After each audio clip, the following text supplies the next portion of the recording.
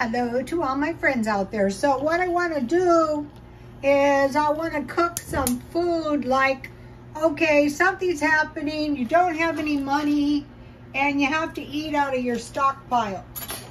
That's why you stockpile. So I need to get some more butter. I keep it in the freezer. Okay, so let's just start with 4 good items to stockpile. Flour, milk, eggs, and potatoes. That's a good thing to stockpile. And over here, I made some homemade noodles. Okay, I made half a batch. So in my refrigerator, I have, you know, it doesn't look like that much, but it's more than enough. This is half of a batch, and then I freeze it. It's really, really easy to make. Let me give you the recipe. I use 1 egg. I had pretty big eggs. If you have really small ones, so if you don't have the cream of tartar, I don't think you need it.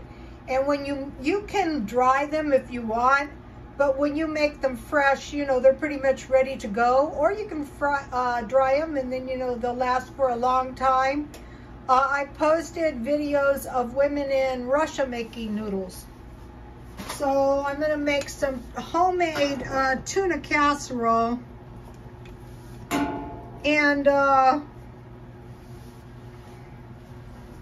maybe some of you stockpiled a lot of tuna, and it's about that time to use it up.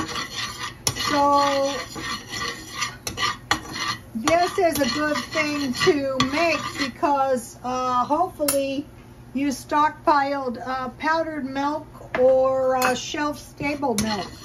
I bought, not a lot, but I bought shelf-stable milk. So what I want to do, when it was $1 at Dollar Tree, it's $1.25. It's still cheaper than fresh, and it lasts longer. So here's the one I got.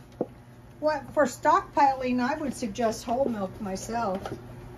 So you just add your milk little by little.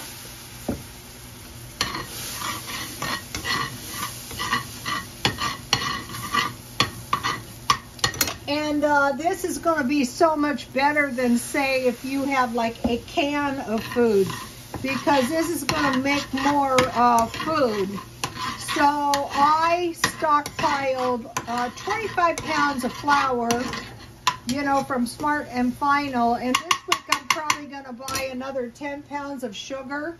I would suggest, you know, on this basic food, just getting a little bit each week so that, you know, probably you're not going to be eating 25 pounds of flour that soon, and it's going to last you for a while. Or 10 pounds of sugar. I would suggest sugar because during the Depression, okay, I have a few peas, so I'll put them in now so they'll cook. You don't have to add peas, but I think I'm going to dehydrate some, you know, you can dehydrate frozen peas or frozen corn or frozen mixed vegetables. You know, you can't buy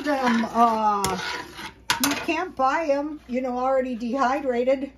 So I stockpiled some tuna. So what I do to it is I squeeze all the juice out. I think this one was one with oil, and then I rinsed it with water. The tuna is still pretty reasonable. There's lots of things you can make out of tuna. You can make tuna burgers, tuna sandwiches, tuna casserole. This is like a tuna casserole. But what I want to demonstrate to you is you know, how you can make food that's going to be, you're not going to starve if you have a stockpile. That's why you have the stockpile.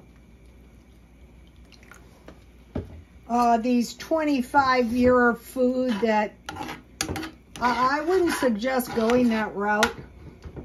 I mean, that's maybe a good way. I'm not going to put salt in this because I used sea salt in my noodles.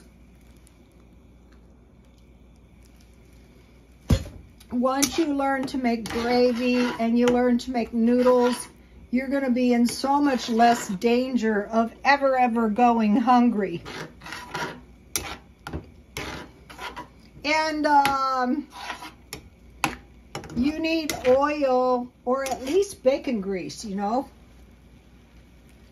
So this is pretty fast to make too. I need to bring this to a boil before I put the noodles in. And the homemade noodles taste so much better, let me tell you. Or if you buy them, if you have noodles that you stockpile, you know, I just use those.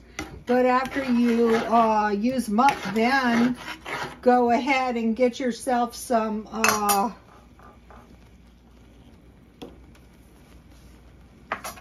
flour and start making your own, and your own bread and your own biscuits. You know, maybe they're not going to turn out the best at first, but eventually you'll get the hang of it. So here's a nice little pile of homemade noodles. These taste good.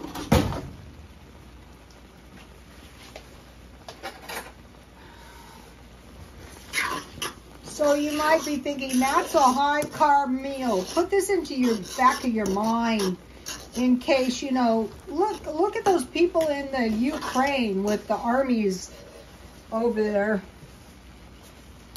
I was watching the Russian videos, and, you know, they all have goats and chickens, and, you know, they know to store up for the winter. I'd say the Americans would be the ones that might be in a little danger.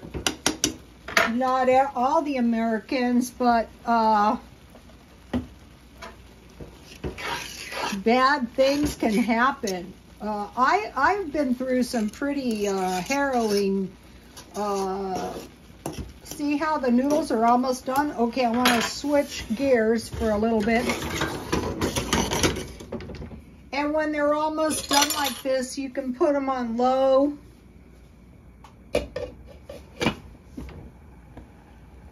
And, you know, they'll cook in a minute. Okay, now all this is 1 cup milk, 1 tablespoon butter, and I have some instant mashed potatoes. So you might be thinking, that is a horrible combination. You guys, this is good. Put it in the back of your mind. And I'm gonna just put a little bit in. This would be good. I wanted to mention, you know, one of the meals I had was canned chili and rice. But canned chili and mashed potatoes on the side is good too. Now, one of the things that I stockpile is chives from Dollar Tree. And that's going to make your potatoes less blah. Okay, now these are looking good. And see how they're ready in just 1 minute? Okay, now, once you start stockpiling yourself some food, it's not going to be, you're not going to be in terror every time something happens. I mean, it's still concerning, but it's not the same worry as if you don't have any food in your house. I used to work with people like that. I used to say to myself, how in the hell can you sleep? In my job, everything would affect us. Like if there was like one single mention of war, women won't spend money. Can you imagine if your husband's got all your money invested in crypto? I think it's going to be okay. Okay, so now let me tell you, this is good. Okay, so now what I do is I get a little bowl and I put the potatoes, this is half a bag, on the one side. So if this was chili, I would put the the potatoes on one side or the rice, you know, kind of like a rice bowl type situation.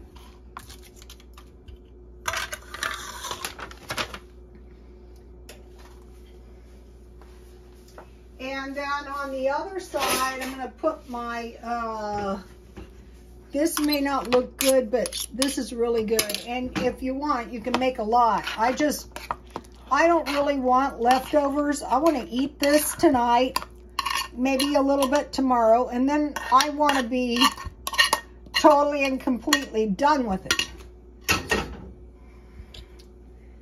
And then normally I would put salt and pepper, but the noodles have the sea salt, so I'll just put a little pepper.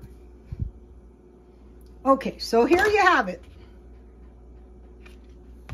Now, what did I make? Okay, so I had half a loaf of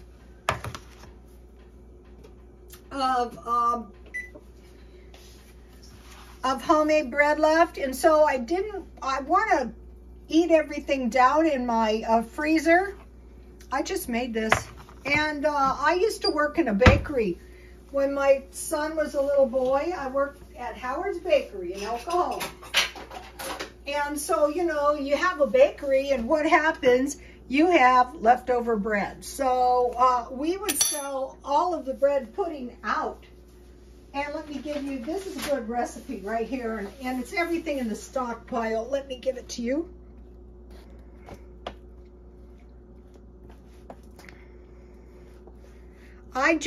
I made half a batch. Well, I had 4 thick cut pieces of bread, homemade bread, and then I put all the rest of the ingredients, you know, for a whole batch, and I used a little nutmeg, because I finally got some and I was so happy. See how easy this is to make? Let me give you another shot of the bread pudding. So I want to make mention about the bread pudding.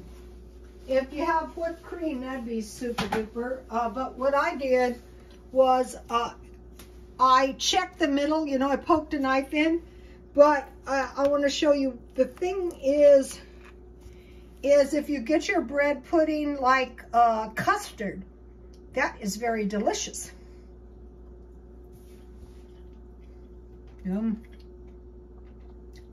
It's good hot or cold. And then I have some iced tea in the refrigerator. Okay, you guys, please like, comment, and subscribe, and God bless you all. It won't turn off. Bye.